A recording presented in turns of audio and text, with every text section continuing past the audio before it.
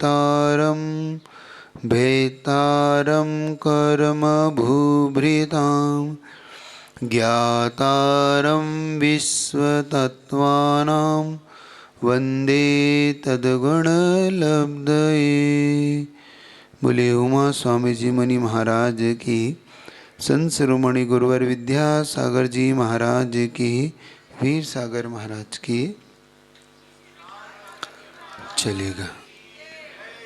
आप जिस तत्वाश्रुत को पढ़कर कर्मों के आश्रव, कर्मों से कैसे बंधता है यह जीव, क्योंकि जो भी सुख दुख पाता है इस कर्म के उदय में पाता है। जब हमसे कुछ बंधता है तो हमारी आत्मा उस भार से इस संसार में भ्रमित होती है। जैसे जैसे हम हल्के होंगे वैसे वैसे हम अपनी आत्मा के उद्धार और कल्याण के लिए आगे बढ़ेंगे। तो हम दोनों तरीके से लेके चलेंगे, ऐसे लौकिक दृष्टिकोण से कि कैसे हम अपने आप को मोटिवेट करें, कैसे हम अपने आप को ऊपर उठाएं। दूसरा, हम कर्मों से यानी धर्म हमें कैसे आगे बढ़ाता है वह दृष्टिकोण भी रखेंगे। ये भी याद रखेंगे आपको कैसे कुछ नहीं हो तो आप पूछेंगे, ठीक है। नहीं समझ में आता है, आपको लगता है तो पूछिएगा। सूत्र नंबर 10 चल रहा था, जिसमें हमें ये समझ में आ रहा था कि हमारे साथ जो ज्ञान का कम ज़्यादा देखा जाता है, क्षयोपशम जिसे हम बोलते हैं अपनी भाषा में, वो कैसे कम होता है, किन किन कारणों से कम होता है। तो उन्होंने कहा था कल मतलब उस समय आपसे कि किसी की ज्ञान की महिमा से सुनकर ईर्ष्या करना, उसे बोलते हैं प्रदोष भाव। जब हमें ईर्ष्या आती है तो ईर्ष्या सबसे ज़्यादा हमें किसी भी चीज़ के अवरोधक है, कोई भी उन्नति का, तो वो है ईर्ष्या। इससे हम ये समझे कि संसार में हमारी अगर अवरुद्ध हो रहा है, हमारी उन्नति रुक रही है, हम सफल नहीं हो पा रहे हैं, सक्सेस नहीं हो पा रहे, जिसका मतलब हमारी ईर्ष्या हमें नहीं उठने देती, जिसको हम जेलेसी बोलते हैं, जिसको हम दूसरे के प्रति बुरे भाव से भर जाना बोलते हैं, दूसरे के गुण को सहन नहीं कर पाना, दूसरे की क्वालिटी हमें अच्छी नहीं लग रही, हम हमेशा अपना ही क्वालिटी चाहते हैं, अपनी यश कीर्ति चाहते हैं। दूसरे की प्रशंसा होने पर हमें जो अंदर से बुरा भाव आता है, आप लोग को आता है ना, इसे बोलते ईर्ष्या। तो सबसे पहले किससे बचना है? ईर्ष्या से। अगर सक्सेस चाहिए, सफलता चाहिए तो ईर्ष्या से बचिए। दूसरा होता है निन्नव, छिपाना। क्या छिपाना?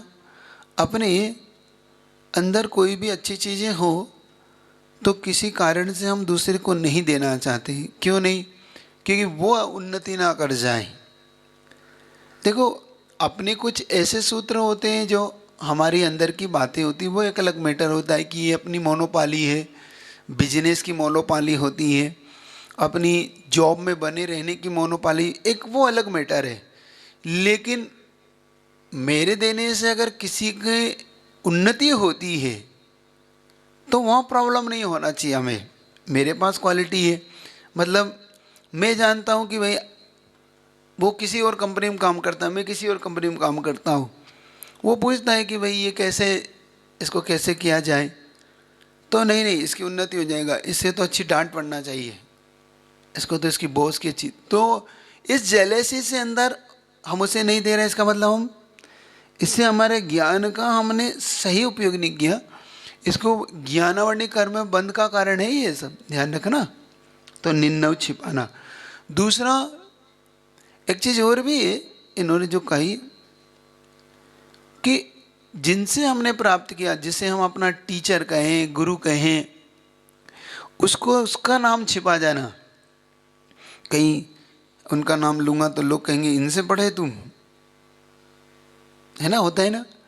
क्योंकि जब हम एक हाई पोजीशन पे होते हैं, हम एक अच्छी उच्च उन्नति पे होते हैं, तो उस समय एक ऐसा लगता है कि कभी इन लोगों से ही पढ़ना पड़ा, कभी इन लोगों से भी क्या सीख सकते थे, आज ये हमारे कुछ लायक ही नहीं है। लेकिन वो दिन भी हमने गुजारे हैं, वो हमें भूलना नहीं चाहिए। कहते हैं हम व्यक्ति को अपनी दिन नहीं भूलना चाहिए, और जब वो अपना दिल नहीं भूलता है तो हर व्यक्ति में उसको अपना टीचर नज़र आने लगता है, क्योंकि मैंने इससे भी सीखा है, इससे भी सीखा है। और सीखने की अगर हमारे अंदर लक हो तो हम हर किसी से सीख सकते हैं, ये भी याद रखना। सीखने की अगर हमें अहंकार भाव नहीं होगा, हमें अगर नम्र भाव होगा, तो हम किसी से भी सीख सकते हैं। अब एक छोटी सी स्टोरी से आपको बात रखता हूँ, रखूँ, सुनना चाहते हो? है समय? क्या हुआ कि एक बहुत पहुंचा हुआ साधु, बहुत पहुंचा हुआ साधु, जिसके हजारों करोड़ों फॉलोअर, लाखों फॉलोअर, जिसके प्रतिदिन दर्शन करने वाले ऐसे लोगों की लाइन लगी हुई। कभी उसका ऐसा भी दिन था कि उसके पास कोई दर्शन भी करने आता नहीं आता, कहीं वो भ्रमत अकेले ही भरे, तो उम्र कोई बात नहीं, क्योंकि दिन है, आदमी गुजारता है। तो जब उनकी शिष्य मंडली बैठी हुई थी तो उन्हें शिष्य मंडली ने पूछा कि गुरुदेव, आपका भी कोई गुरु तो रहे होंगे भाई, जैसे मैं अपना गुरु, आप हमारे गुरु हैं, तो क्या आपके भी कोई ऐसे गुरु रहे? तो उनके गुरु ने कहा हाँ, क्यों नहीं, क्योंकि संसार में जब तक गुरु नहीं होगा तब तक जीवन कभी सफल नहीं होता, कभी भी आगे नहीं बढ़ता। तो उन्होंने कहा कि बता सकते हैं आपके गुरु कौन है, कहाँ रहते, क्या है उनका, कैसे थे वो, क्या थे? तो उन्होंने कहा देखो, मैं बताऊंगा तो तुम शायद विश्वास ना कर पाओ, क्योंकि मेरे गुरु बिल्कुल अलग हैं। ऐसा कौन है आपका गुरु जो बिल्कुल नहीं, नाम भी सुनोगे तुम भी तो विश्वास नहीं करोगे, इसलिए रहने दो। तो कहने नहीं गुरुदेव, सुनने की बहुत इच्छा है अगर, और जब व्यक्ति के अंदर कोई अलग आश्चर्यचकित कार्य होता है तो अलग से सुनने की इच्छा होती ना, तो होता है। तो उन्होंने कहा कि देखो, सुनना चाहते हो तो सुनो, मेरे गुरु तीन, विशेष तो बहुत गुरु हैं, जैसे मैं सीखता हूँ, लेकिन वैसे तीन गुरु हैं। पहला गुरु, एक चोर मेरा गुरु है। चोर आपका गुरु? हाँ। दूसरा, एक कुत्ता मेरा गुरु है। और तीसरा, एक बालक, छोटा सा बालक मेरा विशेष गुरु। बाकी तो फिर और बहुत कुछ है। देखो मैंने कहा ना, सीखने के लिए बहुत कुछ होता है संसार में, बनिस्बत हम उससे सीखना चाहें, बस इतनी सी बात होती है। उन्हें लगा कि भाई ये तो बड़ा आश्चर्यकारी बात है, और फिर और जिज्ञासा हो गई कि भाई ऐसे कौन है आपके गुरु जो ऐसे नाम बता रहे हैं, आप ऐसे नाम है, ठीक है। तो उन्होंने पूछा कि कैसे एक चोर किसी का गुरु हो सकता है? तो बुरा उन्होंने बताया कि ऐसे गुरु हो सकता है कि मैं प्रभु के भजन करता था, और भजन करने के बाद ऐसे ही एक गांव से दूसरे गांव, दूसरे गांव से तीसरे गांव, ऐसे भ्रमण करना मेरा उस समय काम था। क्योंकि मेरे पास कोई शिष्य मंडली थी नहीं, तो अपना जीवन ऐसे गुजारना मेरा प्रतिदिन का रूटीन था। और रूटीन में ये था कि जहाँ रुक जाना, वहीं शाम हो गई वहीं रुक जाना, और शाम वाली रात गुजारना और दूसरे दिन चल देना। जब मैंने वहाँ दिन गुजारा, रात गुजारने के लिए एक व्यक्ति ने मुझे ढूंढ रहा था जगह, तो एक व्यक्ति ने मुझे कहा आइए आइए, यहाँ पे आप रुक जाइए, रात्रि में ढूंढ रहे हैं? हाँ मैं ढूंढ रहा हूँ। रुक गए। और जब वहाँ रुके तो देखा कि अब मध्य रात्रि में वो व्यक्ति कहीं जाने की तैयारी कर रहा है। कहाँ जाने की तैयारी कर रहा है? तो पता पड़ा वो तो चोरी करने जाता है। उसने मैंने पूछा कि तुम कहाँ जा रहे हो इतनी रात में? तो उन्होंने कहा चोरी करने जा रहा हूँ। मैं एक्चुअली में चोर हूँ, मेरा एक काम है रात में चोरी करना और दिन में अपने सोना। तो उन्होंने कहा ये कैसा आदमी है भाई? कोई बात नहीं। जब उसके यहाँ पहुँचा तो मैंने देखा कि मेरे अंदर जिज्ञासा हुई कि ये क्या लाता है चोरी करके, देखता हूँ। जब वो लौटा सुबह सुबह, भोर होने से पहले पहले लौटा। वो चोर का तो काम है रात में जाना और रात से पहले पहले आ जाना, दिन से पहले। तो उसे कुछ नहीं मिला, खाली हाथ लौटा। पूछा उसे क्यों, क्या बात है? कुछ नहीं मिला जी, कुछ नहीं मिला, आज शायद कल मिल जाए। ऐसे करते करते मैं वहाँ रुका रहा और 10-15 दिन तक देखा उसे कुछ नहीं मिला, लेकिन वो हिम्मत नहीं हारता रहा और करता रहा। तो मैंने उससे कहा कि तुम छोड़ क्यों नहीं देते। और उसी समय मेरे दिमाग में चल रहा था कि देखो मैं इतनी प्रभु की भक्ति करता हूँ, ईश्वर की भक्ति करता हूँ, मुझे कुछ नहीं मिलता, मुझे कुछ अचीव ही नहीं होता। होता है ना जीवन में, हम बहुत जल्दी हताश निराश होते हैं, और जब किसी चीज़ के लिए हम पुरुषार्थ कर रहे हो वो ना मिले तो और जल्दी हमारे अंदर हताशा आती है। तो उसे लगा कि यार मैं भी भगवान की भक्ति कर रहा हूँ, ईश्वर नाम की कोई चीज़ दिखती नहीं, कोई ईश्वर है भी कि नहीं, मुझे डाउट होने लगा। तो मैं चोर से कह रहा था कि तुम चोरी छोड़ क्यों नहीं देती। तो वो चोर ने जो कहा उसके बाद से मेरा सारे डाउट एकदम दूर हो गए, क्लियर हो गए। उन्होंने कहा कि देखो मुझे अपने भगवान पे बहुत भरोसा है कि एक दिन मैं ज़रूर इस चोरी में सफल होऊंगा। क्या बोलते हो, एक दिन मैं ज़रूर इस चोरी में सफल होऊंगा। तो मैं सोच रहा था कि एक चोर ये सोचता है कि मैं एक दिन सफल होऊंगा, और मैं ईश्वर का भक्त होकर ये सोचता हूँ कि मुझे ईश्वर नहीं मिल रहा है। तो जब चोर को एक दिन चोरी में सफलता मिल सकती है तो एक दिन मुझे भी ईश्वर मिल सकता है, इसलिए मुझे भी ईश्वर को छोड़ना नहीं है, मुझे ये मार्ग नहीं छोड़ना है। क्योंकि मेरे मन में मन आया था एक दिन कि ये क्यों मैंने कर रखा है, क्यों नहीं मैं छोड़ दूँ। और मैंने उस दिन फिर उस दिन नहीं छोड़ा, और फिर ईश्वर के लिए पुनः एक बार पुरुषार्थशील बना, और मैंने पुनः अपने इस वर्ष ईश्वर को पाने के लिए और ज़्यादा पुरुषार्थ किया। दूसरी बार एक कुत्ते को कैसे गुरु बनाया देखना, जिस दिन से चोर मेरा गुरु हो गया। एक कुत्ते को मैंने देखा कि नदी के किनारे बैठा हुआ मैं भोजन कर रहा था, और तो देखा कि कुत्ता उस नदी में पानी पीने के लिए जा रहा था, लेकिन कुत्ता क्या आता है, कुत्ते की परछाई दिखती है पानी में, तो वो कुत्ता उस परछाई को देख के बहुत ज़्यादा भौंकता, वो भौंकता तो परछाई भौंकती, तो कुत्ता बार बार उससे पानी से दूर आता। तो ये देख के उसके मन में भाव आता कि भाई कुत्ता क्या कर रहा है, पुनता आता फिर लौटता फिर जाता।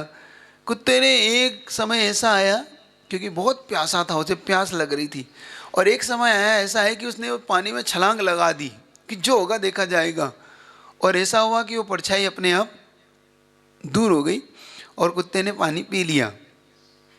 तो मुझे ये समझ में आया कि भाई डर जो कुछ है वो भीतर का है, बाहर जो दिख रहा है वो तो एक परछाई है जो हमें अपने आप उससे डर लगता है। समझ में आ रहा है, आपको भी कुछ समझ में आ रहा है। तो जो मैटर है वो मैटर अपने भीतर का डर है, अपनी ही परछाई हमें डराती है, हमारा ही कर्म हमें डराता है। तो डरने की जरूरत नहीं है, हमें अगर कुछ चाहिए तो फिर उससे सफलता चाहिए तो कूदो। और मैंने ये समझा कि मेरे अंदर शायद कुत्ते की तरह प्यास नहीं है, क्योंकि कुत्ते ने उस परछाई को कब, क्योंकि उसकी प्यास उसे पानी तक लेके गई, और उस प्यास ने उसके भ्रम को और भय को दूर किया कि भाई मरना ही है, या तो प्यासे मरो या फिर सामने से लड़ के मरो। तो उसकी प्यास ने उसे सामने वाले से परछाई से लड़ने के लिए, उसे फाइट करने के लिए तैयार किया, और वो कुत्ता उस परछाई पे कूदा, और परछाई थी नहीं वास्तव में, वो तो उसका अपना भ्रम था, और उसने उसको दूर किया और पानी को पी लिया। बस मैंने भी सोचा कि ईश्वर को पाने में शायद मेरे अंदर का कोई अभी भय या कोई डर या कोई चीज़ बाकी, या ऐसी प्यास मेरे अंदर नहीं, वो प्यास मुझे प्रभु दिलाएगी। और मैंने वही किया, अंदर की प्यास को बढ़ाया, प्रभु को पाने की ललक बढ़ाई, अपनी भक्ति बढ़ाई। और एक दिन ऐसा आया कि जैसे कुत्ते ने पानी पी लिया, पानी पा लिया, ऐसे मैंने भी प्रभु को पा लिया, और उस प्यास के कारण मैं भी अपने आप को प्रभु को पा पाया। ऐसा मेरा दूसरा गुरु, सुन रहे हो। तो जब हम कुछ पाना चाहते हैं, अचीव करना चाहते हैं, तो हमें प्यास की ज़रूरत, मतलब ऐसी तड़प की ज़रूरत है। चाहे हम ज्ञान पाना चाहते हो, चाहे हम धन पाना चाहते हो, चाहे हम सफलता पाना चाहते हो, हम कुछ भी पाना चाहते हैं जीवन में, जब तक हमारे अंदर एक प्यास नहीं होगी, तड़पन नहीं होगी, उसके प्रति हमारा समर्पण के साथ साथ हमारी उसके प्रति ललक होती है। समझ में आ रहा हो आपको क्यों चीज़ क्यों नहीं मिलती, क्योंकि वो आपके अंदर ललक नहीं होती, प्यास नहीं होती। ठीक है मिल जाएगा तो ठीक, नहीं मिलेगा तो ठीक। ऐसी चीज़ें किसी को कुछ नहीं दिलाती, सिर्फ वो दिलाती है जो संघर्ष करने वाले छोड़ जाते हैं। एक थॉट्स पढ़ा था मैंने कहीं इंतजार करने वालों को वो मिलता है जो संघर्ष करने वाले छोड़ जाते हैं। सुन रहे हो? मतलब हमें बची हुई चीजें मिलती है, तो समझे ना यहाँ से। तो फिर इस प्रकार से दो ही गुरु की चर्चा करके थोड़ा सा आपको पढ़ाऊँ, नहीं तो मेरा समय बुरा है।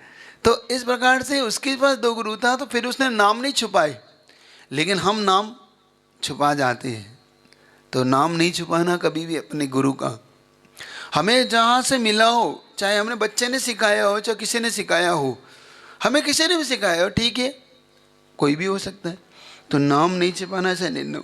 मात्सर्य भाव, ज्ञान देने योग्य होने पर भी नहीं देना। वह ज्ञान देने योग्य था, फिर भी हमने लोगों को नहीं दिया। हमने इसलिए नहीं दिया कि या तो कौन समय खर्च करे, कौन देगा, क्या करना अपने को, इस भाव से सामने वाला चाहता है तो देना चाहिए। सुन रहे कि नहीं? एक बार मुझे एक चीज़ से प्रेरणा मिली कि एक बार मैं महाराज जी से, सुधा सागर जी महाराज जी का ऐसे ही किसी ने दो लाइन सुना रहा था, तो उसमें कोविड का शायद समय था या फिर चातुर्मास का कोई समय था। तो चातुर्मास के समय में उस दिन शायद बरसात बहुत हुई। हाँ, चातुर्मास का समय तो कोविड से पहले, तो बरसात बहुत हो रही थी, बहुत बरसात। और उस दिन कोई नहीं आया प्रवचन सुनने, सिर्फ दो व्यक्ति बड़े उससे भीगते भागते से छत हाथा लेके पहुंचे, और दो व्यक्ति पहुंचे। और उनका पंडाल तो तुम जानते हो, 2-2, 5-5 हज़ार लोगों का पंडाल, और दो लोग पहुंचे। तो किसी को लगा कि महाराज जी आज क्या प्रवचन करेंगे, दो लोग हैं। तो किसी ने महाराज के पास आए कि महाराज जी दो ही व्यक्ति हैं। तुम्हारे कहा चलो क्या बात है, दो ही तो दो सही। पहुंच गए मंच से, और दो व्यक्ति बैठे हैं सिर्फ, देखना, और पानी इतना गिर रहा है कि आने की संभावना भी नहीं अब कोई। और महाराज ने अपना प्रवचन शुरू किया। तो महाराज ने एक बात कही कि देखो, तुम 2 आओ चाहे 2000 आओ, लेकिन मुझे तो अपना स्वाध्याय करना था, तो मैं यहाँ पर आया हूँ। तुम 2 के लिए नहीं आया हूँ, मैं अपने स्वाध्याय करने के लिए आया हूँ। तुम 2 आ गए, इसलिए तुम 2 पढ़ लो, तुम स्वाध्याय सुन लो, मुझे तो स्वाध्याय करना। तो फर्क ये नहीं पड़ता, ज्ञान अगर देने योग्य हो तो 2 भी है तो दे दीजिए, 4 भी है तो दीजिए, और 40 भी है तो दीजिए, क्या फर्क पड़ता है इससे? सुन रहे हो? तो देने योग्य हो तो देना। अंतराय कर्म, किसी की बाधा डालना इत्यादि, ये अंतराय कर्म डालना। किसी को आँख, आपने उसे अध्ययन कर रहा था, बिजली बंद कर दी, पुस्तक फाड़ दी, पुस्तक छुपाना है ना। दूसरे के ज्ञान के प्रकाश को देखकर मनोवचन काहे से उसका निषेध करना। असाधना, देखो एक असाधना दोष होता है। असाधना करना मतलब सामने वाला का ज्ञान अच्छा है, सब कुछ है। अब देखो दूसरे तरीके से समझना कि एक तो ज्ञान अच्छा है, उस ज्ञान की निंदा करना। सब कुछ अच्छा था ज्ञान, कौन सा ज्ञान है, क्या ज्ञान है उसमें, वो कोई पढ़ना पढ़ाना जानता है, तुम भी उनसे पढ़ रहे हो। देखो उसकी असाधना करना, उस ज्ञान की असाधना और ज्ञानवान की असाधना, समझना यहाँ पे 2 चीज़ें। एक तो ज्ञान की असाधना और ज्ञानवान की असाधना।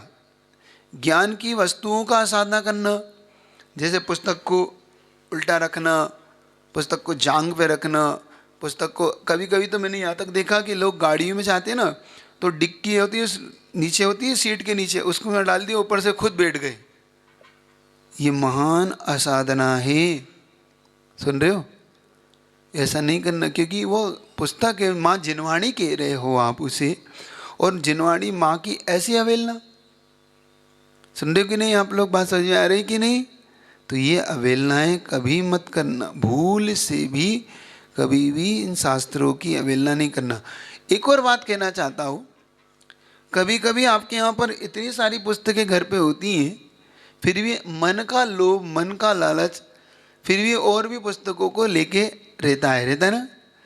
मान लो घर में एक तत्वार सूत्र अपने रखा है, तो यहाँ पे मिल रहा है तो हमने एक और ले लिया और घर लेके चले, क्योंकि यहाँ पे कोई पैसा तो था नहीं, तो हमने उठा कर चल दिया। अब हमारे कारण कोई दूसरा व्यक्ति यहाँ आता है और उसे ज्ञान पुस्तकें नहीं मिलती है, एक बात। दूसरी, आपके यहाँ पुस्तक दीमक खा रही है, चूहे खा रहे हैं, पढ़ नहीं रहे, धूल लग रही, ये भी महान कारण है कर्म बंध का। ज्ञानावरणी कर्म क्यों नहीं बनता मालूम आपको? मैंने देखा लोगों की अलमारियाँ भरी पड़ी हैं पुस्तकों की, लेकिन स्वयं नहीं पढ़ेंगे ना किसी को देंगे, बस लालच है। नहीं नहीं रखे तो बहुत अच्छी। और पता बड़ा बाद में उनकी 2-3 पीढ़ियों ने रद्दी में बेची। ऐसा भी मैंने देखा है, धौला इत्यादि पुस्तकें रद्दी में बेच ली, लोगों को मिली है, वहाँ से उठाई उन्होंने, फिर सिर पे रख के लाए कि नहीं भैया ये रद्दी में रखने लायक नहीं है। उसने कहा कि क्या करे भाई, तुम्हारे वो 2 मकान पहले उतनी तो अभी का भी तो बेची है। कसाई पाउड, धौला, जयदेवला, महान ग्रंथ, क्यों ना चाहे भाई ये तो क्या किसी काम की नहीं, उठाओ बेचो रद्दी में। सब बेच दी उन्होंने। ऐसे सड़कों पे वहाँ पर रद्दी बेचने वाले समझते हैं ना, तो बेचने वाले पुस्तक तो किसी निकले हो तो उन्हें देखा भाई ये पुस्तक यहाँ कहाँ से आ गई, तो कि भाई ये पुस्तक कहाँ से आई, कि वो अभी मकामी बेच के गए यहाँ पे। देखो ये मंदिर वाले, कमेटियाँ, घर से लोग बाग इस तरीके से पुस्तकों की अवहेलना करते हैं। सुन रहे हो? कभी भी ऐसी पुस्तकों को इस प्रकार से बेचना ज्ञानावरणी कर्म का तीव्र बंद करना है। तो कभी लालच नहीं करना पुस्तकों का घर पे ले जाने का। मिलती भी हो तो हाथ जोड़ के भैया हमारे पास है, हमें नहीं चाहिए, आवश्यकता नहीं है, आप उन्हें दे दीजिए जिन्हें आवश्यकता है। इससे क्षयोपशम बढ़ता है। मतलब हम स्वयं पढ़ रहे हैं और हम ऐसे ज्ञान के उपकरणों को हम दूसरे को देते हैं तो उनका भी अपना भी क्षयोपशम बढ़ता है, सामने वाले का भी क्षयोपशम बढ़ता है। हमारे दिमाग में क्या आता है, समझ में आ रही बात? क्षयोपशम बढ़ाना चाहते हो ना, तो घर में ऐसी पुस्तकें हो तो या तो मंदिर में, जिनालयों में, ऐसे नहीं कटी फटी रखने लग जाओ कल से तुम, वो नहीं रखना है। वो तो आप जानो, ऐसे घरों में लोग शादियों में बांटने लगे आजकल, समय सार शादियों में बांटने लगे। बड़ा दुख होता है कि ये शादियों में बांटने लायक पुस्तकें आप ऐसे बांट रहे हैं। नहीं, ऐसा भी नहीं बांटिए। ज्ञानोपकरण दान देने का मतलब क्या है? जो पुस्तकें दान में आवश्यकता है उन्हें दान दीजिए और जिन्हें पात्र है उन्हें दीजिए। अपात्र को आप पुस्तकें दे रहे हैं, वो भी पात्र ही नहीं है। समय सार का पात्र कौन है? किसको देना है पुस्तकें? किसके हाथ में समय सार अच्छा लगता है? अभी तुम सावकाचार के लायक भी नहीं हो और उन्हें आप समय सार की पुस्तकें हाथ में दे रहे हो, क्या होगा उन पुस्तकों का? समझ रहे हो? ऐसा। और ऐसे ही ज्ञान दान, कौन पात्र को क्या देना दान में, तो ये भी ध्यान रखना। तो असाधना नहीं करना, ज्ञान का प्रकाश मन वचन काय से निषेध नहीं करना। ऐसे ही हमें ऑफिसों में नहीं चिढ़ना किसी से। कोई ऑफिस में अच्छा कार्य कर रहा है तो उससे चिढ़ना भी एक ज्ञान वाणी का कारण है, उसकी उन्नति हो रही है तो ध्यान रखना, याद रहेगा। किसी को पूछना तो नहीं है? पूछना हो तो पूछ लीजिएगा, ठीक है। अब उपघात। उपघात का मतलब होता है, एक तो होता है असाधना, दूसरा उपघात। मतलब किसी के प्रशंसनीय, बहुत अच्छा उसका, इतना अच्छा नॉलेज है उसको, बहुत अच्छा ज्ञान है उसको, तो उसमें ऐसा दूषण या ऐसा अपवाद कर देना कि उससे वो गलत सिद्ध हो, ऐसा। अब दर्शनावरणी के कुछ चीज़ें दिखा देता हूँ आपको, क्योंकि ज्ञानावरणी की हमने ये सब चीज़ें पहले भी समझ ली। अब दर्शनावरणी को समझो। दर्शनावरणी मतलब हमारे जो नेत्र चक्षु होते हैं उनसे जब हम देखते हैं तो हमारे अंदर से ऐसा क्या होता है कि हमारा दर्शनावरणी प्रभावित होता है, वो देखने का पुरुषार्थ यहाँ पे करना। जैसे कि दर्शन मास्टर, वही मास्टर है ना, ईर्ष्या, जलना। किसी के अच्छे नेत्र हैं, किसी की अच्छी वह समझ है, तो उस अच्छे नेत्र को लेके अरे हमारे अंदर जलन हो रही, ईर्ष्या, इन्हीं के पास है, इन्हीं के पास अच्छे दिखाई देता है, इन्हीं को सब कुछ होता है, फिर भी उसकी ईर्ष्या रखना।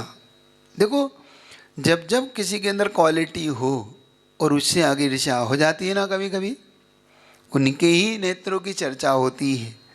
अब उनमें चक्षु, अचक्षु, अवधि और केवल, ये 4 दर्शन आगे आपके लिए आएंगे। और ये सब दर्शनावरणी की 9 प्रकृतियाँ पता है ना, उनमें ये सब चीज़ें आपके सामने लाई जाएगी। निद्रा, निद्रा निद्रा, प्रचला प्रचला, स्थान वृद्धि इत्यादि। अब बहुत लोग आलसी होते हैं, देखना दर्शनावली कर्म का कैसे बनता है, खूब सोते रहते हैं, आता है नींद। महाराज जी सुबह सुबह आप सुबह सुबह पढ़ा रहे हो महाराज जी, सुबह सुबह तो नींद आती है ना। दर्शनावली कर्म का उदय बंधेगा, ध्यान रखना। और ये दर्शनावली कर्म का उदय अगर आप इस समय सोओगे तो आचार्य जी की ये लाइन याद रख लेना। बताओ, गुरु जी ने एक बार लाइन कही थी, ऐसे दर्शनावली कर्म का बंधे पता पड़ेगा और ये पता पड़ेगा। गुरु जी ने कहा था, बाल भानु का उदय हो रहा है। बाल भानु जानते हो, जब आपका सुबह 6 बजे भोर होगी तो जो सूर्य उदय होगा बिल्कुल छोटा सा होता है, बाल भानु है ना, होता है ना। बाल भानु का उदय हो रहा है, सूर्य की किरणें फूट रही हैं, सूर्य की किरणें बिल्कुल छोटी छोटी निकलती। इस समय अगर श्रावक सो रहा है, अच्छे से याद करना ये लाइन, बाल भानु का उदय हो रहा है, सूर्य की किरणें फूट रही हैं, इस समय श्रावक सो रहा है, उसका भाग्य भी फूट रहा है। समझ में आ रही? गुरु जी की लाइन है ये। और ये बताऊं कहाँ प्रवचन, बीना में दिया था आचार्य, बहुत पहले, बहुत आज से कम 30-40 साल पुराना प्रवचन की लाइन है ये। समझ रहे हो? तो आप अपने भाग्य तो नहीं फूटना चाहते, आप अपनी किस्मत चमकाना चाहते हो। तो किस्मत जो चमकाना चाहता है, तो गुरुजी का ये सूत्र याद रखना, भाग्य तब चमकता है, भाग्य जब खुलता है जब हम अपने नेत्र खोलते हैं। जिसके नेत्र प्रातः काल की बेला में शीघ्र खुलते हैं, उसका भाग्य भी शीघ्र खुल जाता है। स्वयं अपने भाग्य पर हम अपने हाथ से ताला लगाते हैं और बाद में कहते हैं मेरा तो भाग्य ऐसा है, मेरा भाग्य कोसते। सही। और ये नहीं है, तो जो लोग आलसी होते हैं, जो लोग काम टालू होते हैं, जो लोग बहुत लंबा सोते हैं, रात रात भर जागेंगे, फिर दिन में सूर्योदय के समय सोएंगे, रात रात भर तो आप व्हाट्सअप चलाओ, है ना, चैटिंग करो, इधर से उधर फोटो भेजो। कितने लोग तो कितने अपडेट रहते हैं कि महाराज 2 बजे फोटो आया। मैं तुम 2 बजे क्या कर रहे थे? अरे महाराज नींद नहीं आ रही थी, ऐसे ही मैंने देखा। अरे भाई तुम 2 बजे जागे हो, इसका मतलब तुम सो कब रहे हो, है ना। तो ये याद रखो, हमेशा ये लेट नाइट सोना और दिन में सूर्य उदय के समय, ये मनोहर काल कहलाता है। कौन सा काल कहलाता है? एक चीज देता हूं आपको, 4 काल होते हैं, गंधर्व काल, राक्षस काल, रुद्र काल, राक्षस काल, गंधर्व काल और मनोहर काल। ये पहर कहलाते, 3-3 घंटे के पहर होते ही है। एक्चुअली में हमारा दिन 8 पहर का होता है, एक पहर 3 घंटे का। तो इसमें अगर 24 घंटे का पूरा दिन और 8 पहर में ये डिवाइड होता है।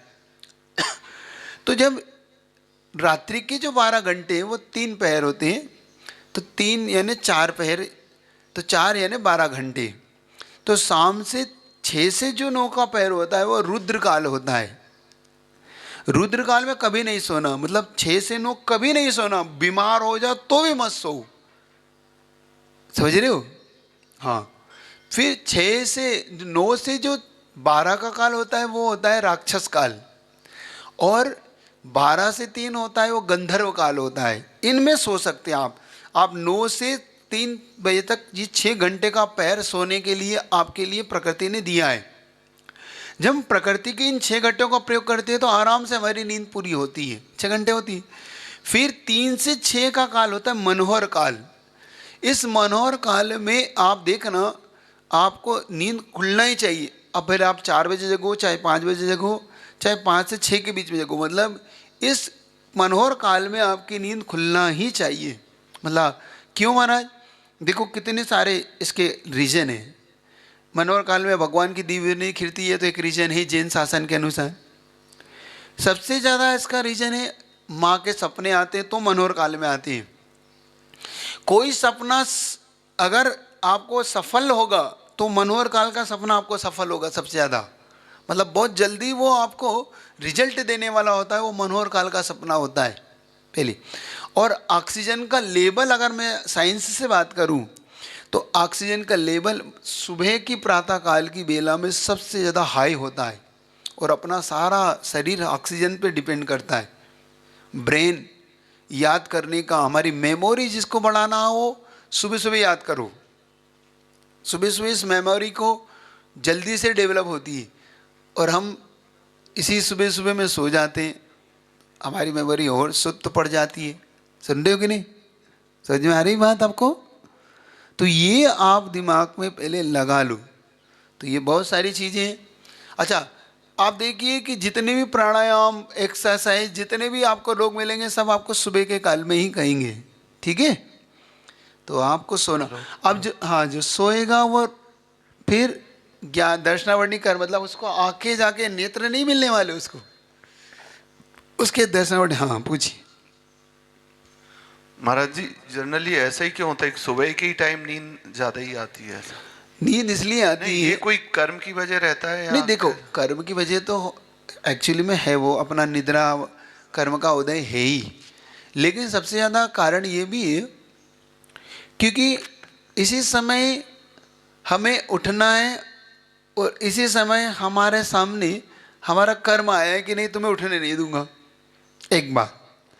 दूसरा, जो हमारा शरीर का जो नेचर है, उस नेचर के अनुसार उसे जितना आराम मिलेगा वो जल्दी उससे विश्राम की मुद्रा में आ जाता है। सुन रहे हो कि नहीं? तो जितना हमारा ब्रेन इस समय बिल्कुल रिलैक्स होता है, तो रिलैक्स होता है तो और अच्छी गहरी नींद आती है। टेंशन में नींद नहीं आती, आप देखना, आप टेंशन करिए आपको नींद नहीं आएगी, और रिलैक्स होइए आपको नींद बहुत अच्छी आएगी, और इसी समय उठना है आपको। समझ रहे कि नहीं बात? समझ आ रही? तो रिलैक्स होने के समय आपको नींद अच्छी आती है। क्या पूछे? नमोस्तु महाराज जी। महाराज जी, कभी कभी ऐसा होता है कि रात को नींद नहीं आती है, तो प्रमाण सागर महाराज जी के प्रवचन लगा लेते हैं, तो फिर नींद आ जाती है थोड़ी देर बाद। हाँ, लोरी है, मतलब प्रवचन नहीं है। नहीं, एक्चुअली में क्या होता है, वो लोरी का मतलब ऐसे यही है कि कुल मिला के जब हम प्रवचन सुनते हैं तो प्रवचन हमें रिलैक्स करते हैं। मैंने कहा ना, रिलैक्स जहाँ होगा, जहाँ हमारे थॉट्स बदलेंगे, जहाँ हमें बिल्कुल एक अपनी पूरा शरीर और मन बिल्कुल हमारा जब रिलैक्स होता है, एक्चुअली हमारा जो मन होता है वो दो होता है, एक द्रव्य मन, भाव मन। जो द्रव्य मन है वो भाव जब हमारे उत्तेजित तो द्रव्य मन हमारा अस्त व्यस्त होता है, हमारे थॉट्स बहुत खराब होंगे, हम उत्तेजित होंगे, हाइपर होंगे, हमारा ब्लड प्रेशर बढ़ रहा होगा उस समय, हमारे अगर ना आप लोग बहुत सारी चीज़, तो उस समय हमें एकदम से सारी चीज़ें, टेंशन, ये सब हमें हो गए, फ्रस्ट्रेट हो गए। तो ये चीज़ें जब हमारे अंदर होगी तो नींद नहीं आती, चिंता होगी।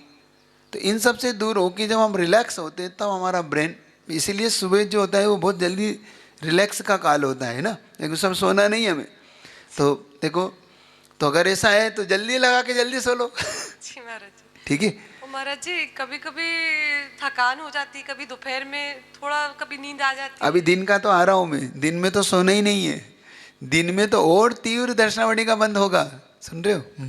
महाराज जी, आपने कहा कि मनोहर काल में नहीं सोना चाहिए, और माता सपने उसी समय देखती हैं और मनोहर काल के सपने सही होते हैं, तो मतलब कि सोएंगे तभी तो सपने आएंगे। नहीं, तो वो 3 से, इसीलिए तो मैंने कहा वो पीरियड है 3 से 4 के बीच का। तो 3 से 4 के बीच में माँ को सपने आए, सो रही थी, उसी समय उठ जाती है सपने। क्योंकि एक्चुअली में क्या होता, मैंने कहा 3 से 6 का पूरा पीरियड है एक, तो मैंने कहा 4 बजे उठो, 5 बजे उठो, लेकिन 6 से पहले पहले उठना ही है। तो उसी 3 घंटे में सपने भी आए, वही मनोहर काल का समय था, और उस समय माँ उठ गई। ऐसा मतलब इस 3 घंटे के पीरियड में जो सपने आ रहे हैं, तो उस समय सो रहा था, तो उसी समय उठता है वो, तो उठने का समय, तो सोने में उठने में ज़्यादा समय नहीं है। अच्छा बताओ, सोने का उठने का एक ही समय कि अलग अलग समय है? कोई अंतर है उसमें? महाराज जी, अलार्म लगा के सोते नहीं, अंतर है कोई? जैसे मैं पूछता हूँ, 3:01 पे आप उठे, तो सोने में उठने में कितने मिनट का अंतर आया? कोई अंतर नहीं है, क्योंकि उस वही सोने का समय और वही उठने का समय। बात समझ में आ रही? नहीं आ रही? नहीं आई? अच्छा, ऐसे आएगी। रविवार खत्म होता है ठीक रात की 12 बजे। तो सोमवार कितने बजे शुरू होता है? 12 बज के 1 मिनट पे। 1 सेकेंड, 1 मिनट नहीं, जैसे ही सेकेंड का आटा इधर झुका और आपका 12 सोमवार शुरू हो गया। और सेकेंड का इधर था तो रविवार था, इधर था तो सोमवार था। कितना अंतर है सोमवार रविवार में? 1 सेकेंड। नहीं, कोई अंतर नहीं है। सेकेंड का अंतर होते तो सोमवार हो गया, इधर होते ही रविवार था, इधर होते ही सोमवार था, यही था ना। इसका मतलब रविवार सोमवार में कोई अंतर नहीं है। रविवार का समाप्त होना और सोमवार का शुरू होना एक समय है, एक समय बढ़ती है, उसमें कोई समय की कोई भी वो डिफरेंट नहीं है उसमें। सब बात आई है ना, समझ में आ रही है आपको? इस प्रकार से, तो इस प्रकार से दर्शनावर्णी कर्म के बंध समझ में आ रहे हैं आपको? तो किसी की आंखें फोड़ना, किसी की आंखों की निंदा करना, खूब सोना, दिन में सोना, और नमस्ते महाराज जी। हाँ महाराज जी, जो नाइट शिफ्ट करता है तो उसको तो दिन में सोना पड़ता है। देखो, नाइट शिफ्ट राक्षसों की थी, अब मनुष्यों में आ गई। ये निशाचरों का काम था। निशाचर जानते हो? निशाचर वो कहलाते हैं जो रात में घूमते हैं, रात में ही उनका राक्षस होते हैं ना, उनको भोजन उनका रात में ढूंढते हैं, दिन में नहीं होते, दिन में तो सोते गुफाओं में जाके। तो ये निशाचर थे। अब मनुष्य भी निशाचर हो गया, अब क्या करें हम बताओ? ये ड्यूटी मनुष्य की नहीं थी, मनुष्य की ड्यूटी दिन में। प्रकृति ने हमें दिन और रात दिया ही क्यों, पहले विचार करो। प्रकृति ने हमें सारे कार्यों के लिए दिन दिया, विश्राम के लिए रात दी। अगर रात ना हो तो हमारे लिए दिक्कत है, और दिन ना हो तो हमारे लिए दिक्कत है, समझा ना? तो देखो, गलती तो हमें। अब आप रात में शिफ्ट है आपकी, इसमें आपकी मजबूरी है, लेकिन प्रकृति तो इसमें गलत नहीं है ना। आपने अपना धन पाने के लिए आपने इस तरीके से रात्रि ढूंढी, तो अब कोई क्या करेगा? ठीक है, तो महाराज जी, गलती मानो और अपना शिफ्ट या अपनी जॉब चेंज करो, या ऐसी जॉब ढूंढो जो दिन की हो, रात में आपको रिलैक्स दे।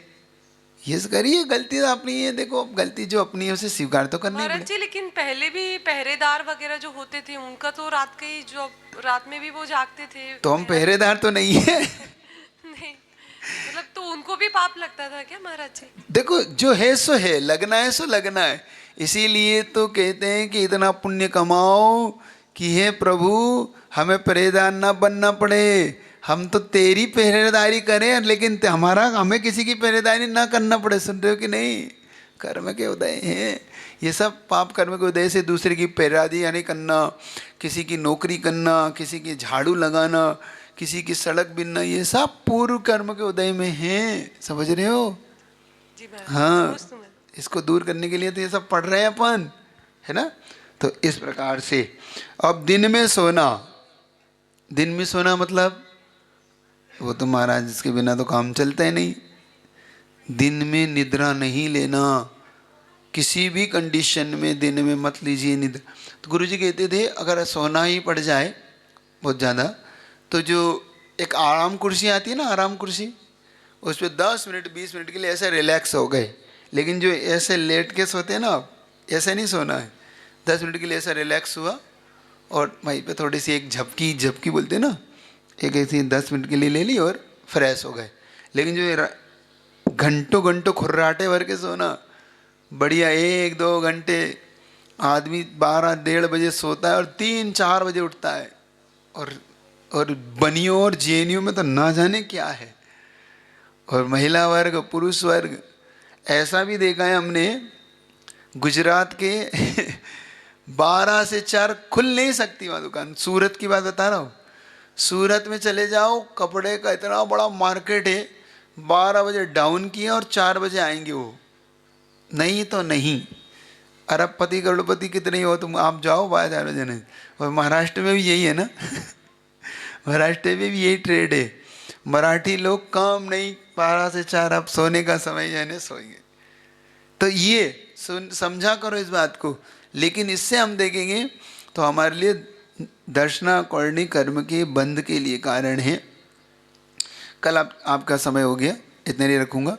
कल से आपकी क्लास ठीक 6:15 बजे के आसपास शुरू करूँगा, ये आपको ध्यान रखना है। क्लास का 6 सवा 6 का समय, तो 7 बजे तक छोड़ूंगा।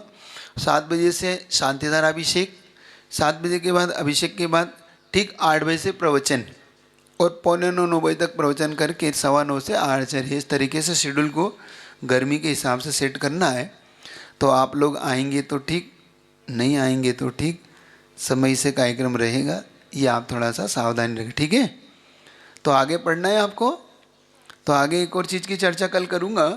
एक बहुत अच्छी होती है कि आदमी अपने वैल्यू क्यों नहीं कर पाता, उसकी चर्चा करूँ। एक अच्छा मोटिवेशन भी समझ लो या अच्छी क्लास समझ लो।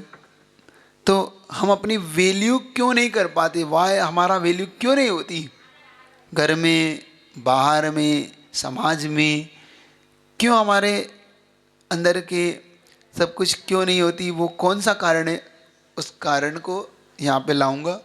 तो सुनिएगा कल की क्लास। इतने रखता हूँ। बोले आचार्य गुरु विद्यासागर जी महाराज की।